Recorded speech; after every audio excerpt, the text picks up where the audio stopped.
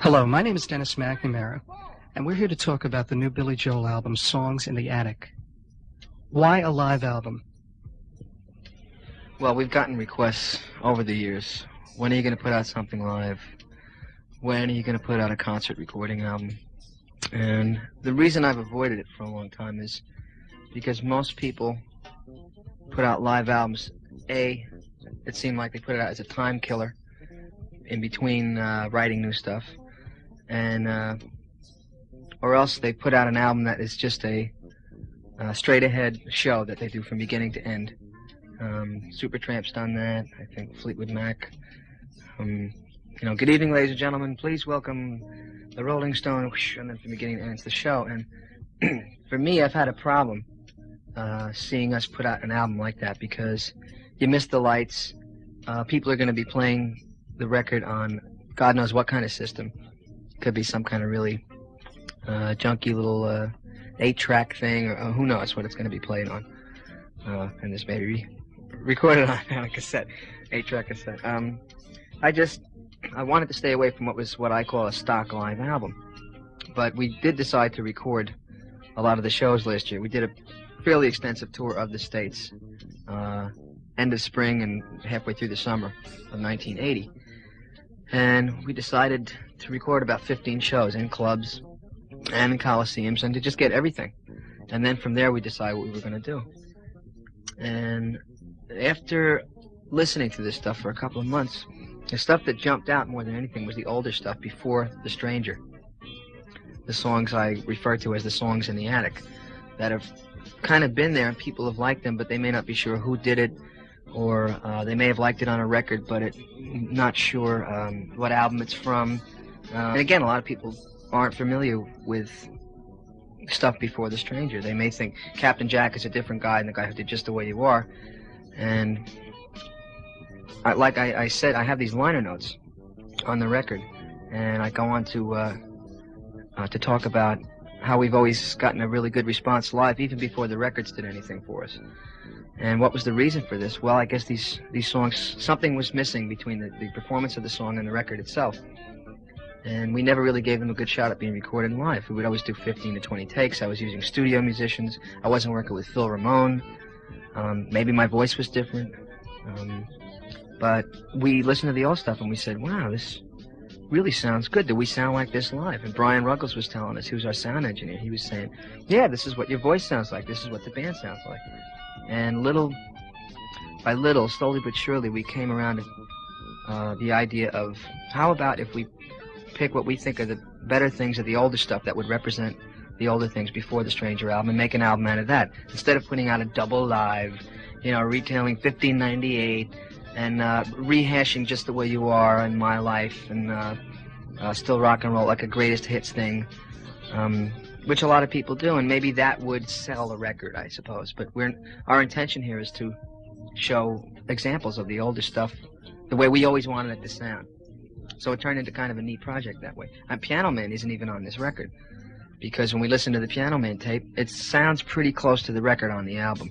Vocally maybe a little bit different, but it's not that different. Whereas the songs that we included here have a whole different life to them. They sound much better than the older records. I would also imagine that anybody who's been turned on to Billy Joel since The Stranger hasn't had much opportunity to be made aware of this earlier material. Yeah, I'm sure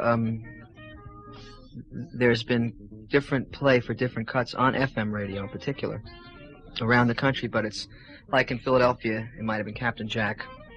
In Long Island, it might have been Miami 2017 or Billy the Kid. In California, it might have been Say Goodbye to Hollywood or Los Angelinos. In the Midwest, it might have been songs with references to the Midwest. There was kind of no focal point. And this kind of gathers them all up and gives it a focal point. Let's talk about the songs. The album opens with a song that was originally on Turnstiles, entitled Miami 2017. And it's a song that certainly paints a very clear and quite vivid picture. Can you talk about that song and the story behind it? Yeah, well, I think that was on the Turnstiles album, which we recorded in '76. We used to open the show with that song because it's got that siren in the beginning. And while the siren was going off, the lights went out, and we would kind of stumble onto the stage. And hopefully there'd be a flashlight where you could see where you were going. It's got a kind of up-tempo, frantic urgency to it, which is kind of the feeling that the words are expressing, which is about the destruction of New York City by government forces after we defaulted. And now there's a movie out now called Escape from New York, which is sort of seems like the same idea of this panic in New York. And in the liner notes, I kind of got into the stream consciousness thing about when I was writing this song, the things that I remember I was feeling when I was writing this song. And I talk about the New York Daily News headline about Ford saying to New York, drop dead. And that actually did happen. I don't know if people are aware of that, but there was a Daily News headline that said that. And at the time, it seemed like a very real thing, a very good possibility that New York would default. Now it sounds more like science fiction. But at the time, it was reportage and not just fiction. Have you ever been approached to perhaps turn this into more than a song, a motion picture or TV type thing? It seems such a natural. Yeah, we have. As a matter of fact, some guy came up with a script to make this into a TV thing or something, which I naturally shy away from. Nah, I don't want to do The Gambler, you know, that kind of thing. Nothing wrong with it, but it's not in my bag.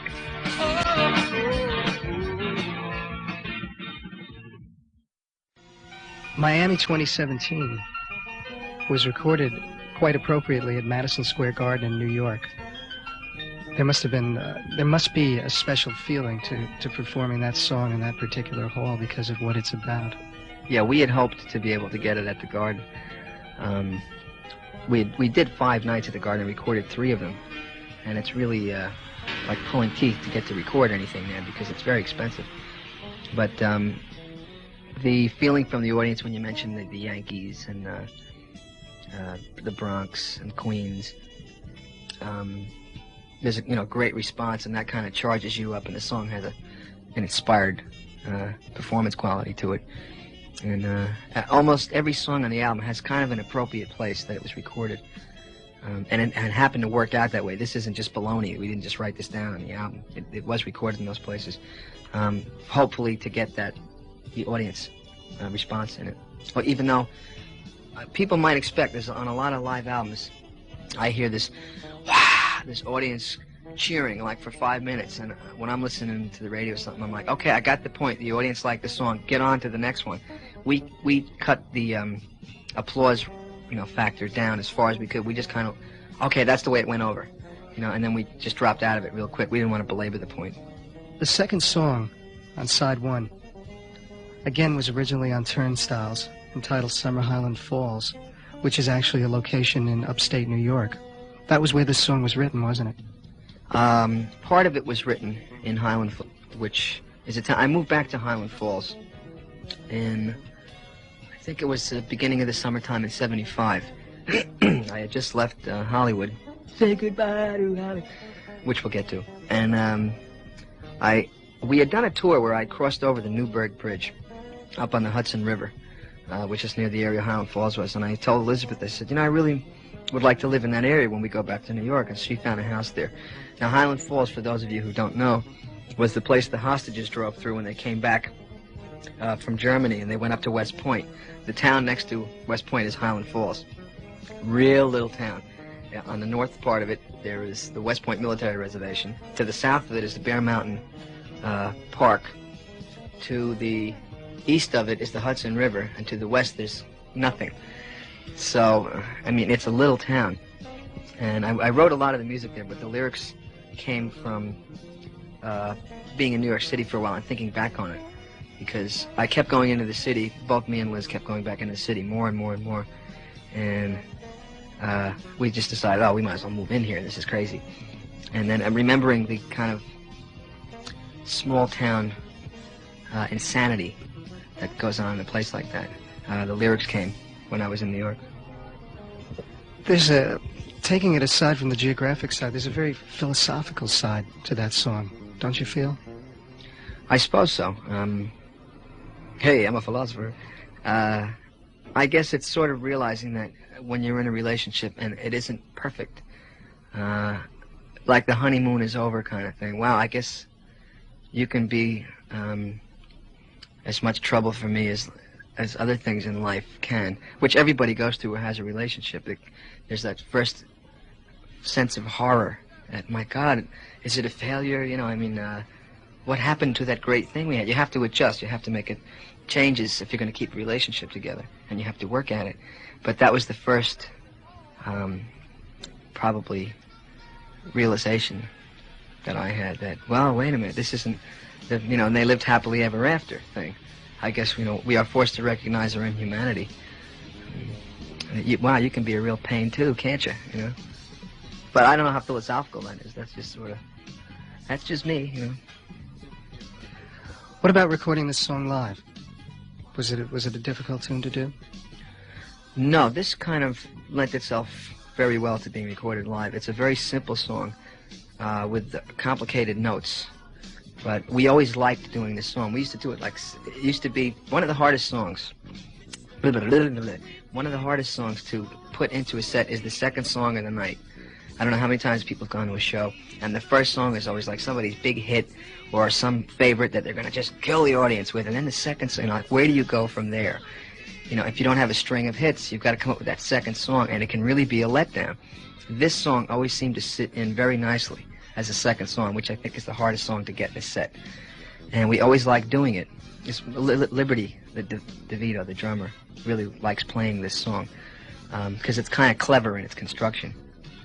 And we listened to the tape, and almost every tape we did of this song sounded pretty good. This was done in Washington, D.C. at a club called the Bijou, and it had a better sound than all of them.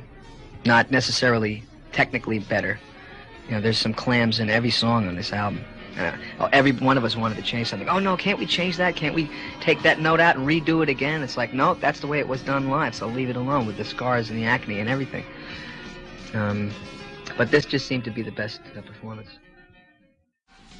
You're listening to a conversation with Billy Joel. I should mention it's being recorded in the town on Long Island that Billy grew up in, Hicksville. And we're reminiscing about some songs, but in some respects these are songs that are going to be new to many people because these are some of the songs that were very instrumental in the early days of Billy's career, and they are now on a new album recorded live, first time the band's ever recorded live, called Songs in the Attic. Captain Jack was a song that was certainly very important on many of the early FM progressive rock stations around the country, particularly in the New York, Long Island, and Philadelphia areas. And it's a song that comes off of the Piano Man album. Right. I had actually written this song about the same time period I wrote the songs for the Cold Spring Harbor album. But I probably finished it right after I finished the Cold Spring Harbor album. And we were doing a tour for the Cold Spring Harbor stuff. And we were in Philadelphia. We were in a radio station. We did what they call a radio concert. We go to these studios of the radio station, and you record, and they lay it down on tape. And we laid down Captain Jack at WMMR in Philadelphia, and they played a tape of the whole concert. And people kept calling up, going, "What was that song, Captain Jack? What is that?" It became the most requested song in that station's history. And a lot of people weren't even aware of Cold Spring Harbor. They just knew me from the song Captain Jack in the Philadelphia area. As a matter of fact, for years, people think I came from Philadelphia, they said. As a matter of fact, I saw a headline, "Philadelphia Billy Joel returns." And I said, wait a minute, I was born in the Bronx. You know, I come from New York. But I was very much connected with that town. As a matter of fact, probably of all the cities in America, Philadelphia had more to do with us getting attention paid to what we were doing than any other town. And we used to go back to Philadelphia. It was like a homecoming. You know, hey, all right, Billy, you know, how you doing? I say, wait a minute, I'm from Long Island. This is kind of backwards. Although people knew about us here on Long Island. Captain Jack was like a theme song in Philadelphia. And okay, I guess we're going to do Captain Jack here. Here we go. Wow, he's going to do it, he's going to do it. And we haven't done it a lot in the last couple of years. But when we go to Philadelphia, it's just, it feels good to do it there. We get this, it takes on a whole new life. And the Spectrum in Philadelphia is a pretty big arena. I think it's 18,000, 19,000 seats. And there's something about that Philadelphia audience that just gets you going. When you start to do that song, it's kind of like you hint at it at first, the little beginning, and then when you break into the chorus part, it's bananas time. Captain Jack was in many ways a statement of a change of times, wasn't it? Yeah, it was, I call it a look out the window song. I wasn't even aware of what I was writing at the time, and then after I looked at it and I said, well, this is pretty bitter, this is pretty condemning. But I did feel that way at the time. I was tired of seeing a lot of friends getting loused up from taking drugs.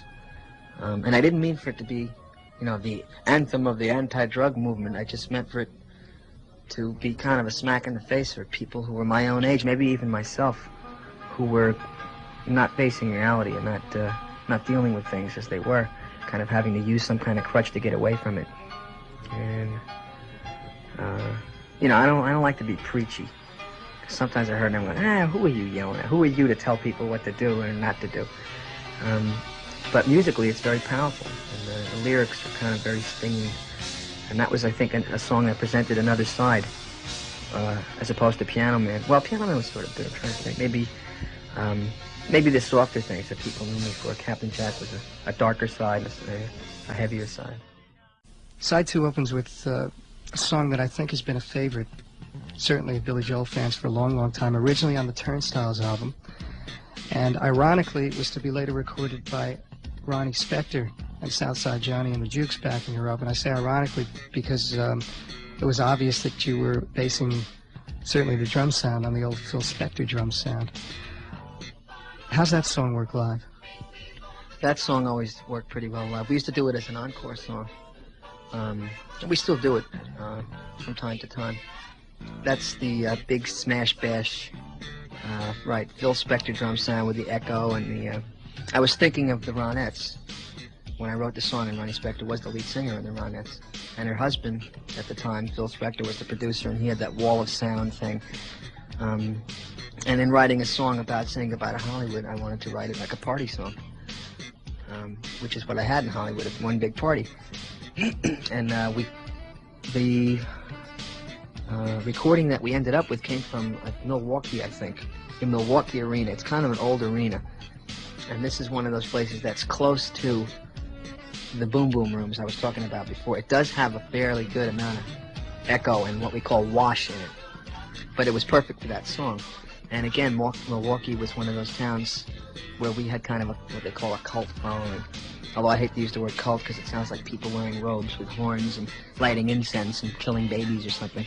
But we had a pretty good following in Milwaukee, which is right near Chicago. And we were better known in Milwaukee, I think, at the time than we were in Chicago during the Turnstiles album. And it just, that particular version of it jumped out. I wasn't really happy with the way the Turnstiles record was. It was a little bit dead, a little bit dull, and this has a lot of life in it. Say Goodbye to Hollywood's a song that's been recorded by a number of other artists. How do you feel about that when someone records one of your songs? I like it, especially if they've improved on my record. It makes you feel good as a songwriter. And at that time, we still weren't making the records that we wanted to make. Turnstiles was about as close as I've gotten. This is before I worked with Phil Ramone on The Stranger.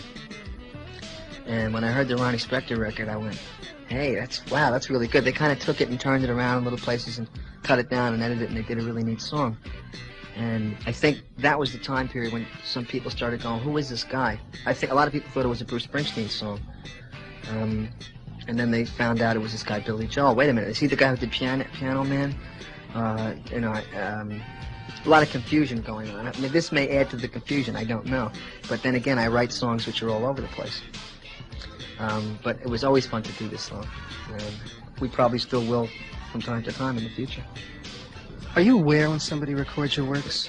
For instance, Sinatra has done things. Barry White has even recorded your material. Yeah, they send a note to the office. Such and such has plans to record such and such a song, and these little, inter-office memos pile up on the desk, and between reading mail and coming in here and doing whatever other stuff there is to do, I just kind of look through them and they don't register. And then when I get the record, I go, hey, I didn't know Bill Medley did what's the song he did? Until the Night. You know, and they said, well, we told you like that. We told you about that a year ago. I said, oh, really? And then I hear the record. It doesn't register until I hear the recording itself, because they told me.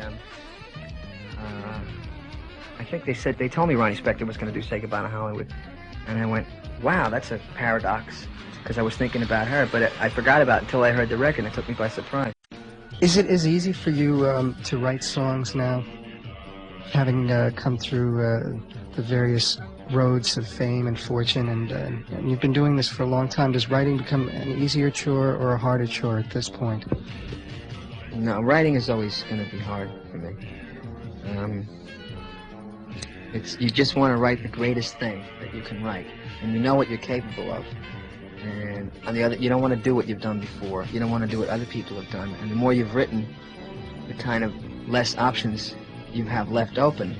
But you always have to top yourself. I don't know why this is. It's just, I'm sure a novelist gets it when he sits down and there's that blank piece of paper and he's got to start the next novel, and it's got to be better than the one before and different than the one before. It's a terrifying feeling. You sit there at the piano and it has these white teeth, you know, ready to bite your hands off if you don't come up with something. On the other hand, it's a very satisfying feeling to come up with something, but it's the worst feeling in the world to spend a day trying to write and coming up with nothing. I don't think that's ever going to change. I go through that now because I've been writing songs for another album, and it's going through the same thing I went through with all the other ones. So am I going to go through this every time I write an album? And I suppose I will.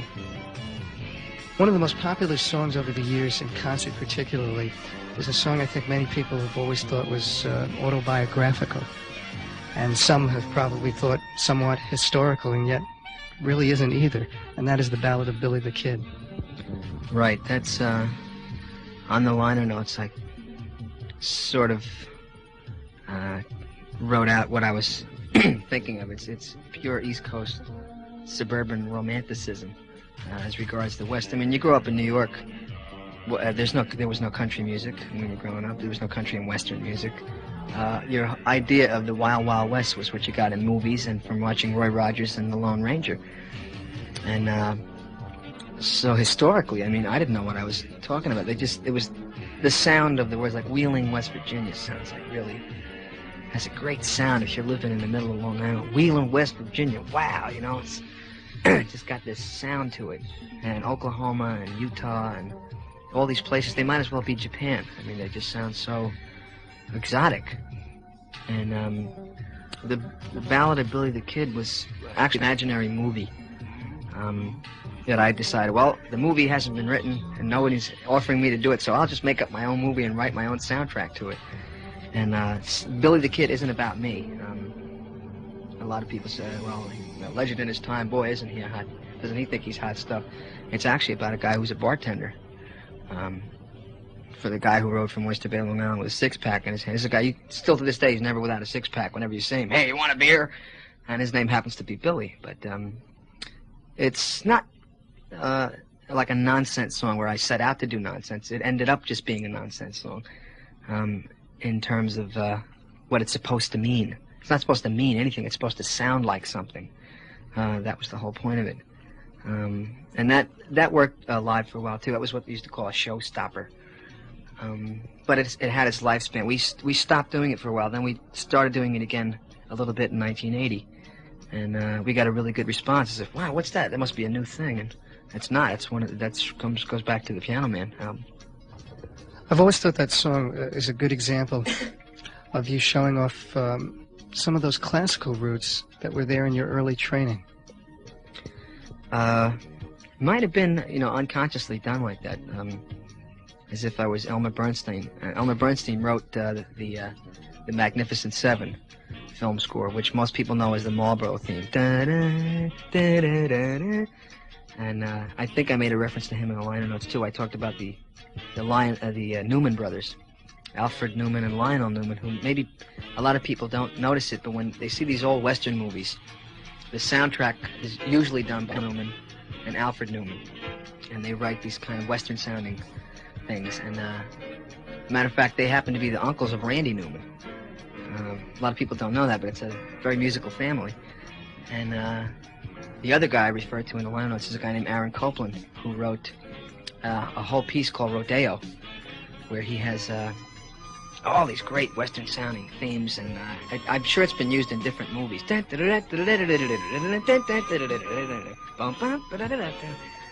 he has, as a matter of fact, he has a thing called Billy the Kid, Sweet Billy the Kid. And I always liked stuff like that when I was a kid. It really just got me going.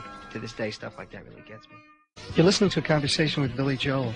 Are you a keyboard maniac? Do you have to, because there seems to be so many different new types of keyboards and synthesizers, and you were very early in the use of the synthesizer.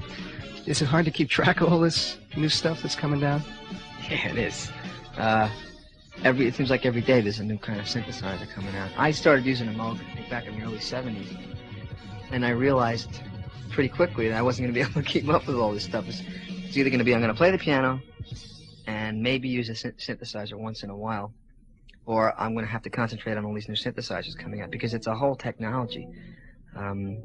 So I don't look at them as a keyboard player. I look at synthesizers as a songwriter would look at synthesizers. Can they be used for a certain sound, rather than can I play this, that, or the other thing? Can I learn how to program it? As a matter of fact, when we do use synthesizers in the studio, I'll have a guy come in who knows how to work the thing, and he'll program it and I'll play it.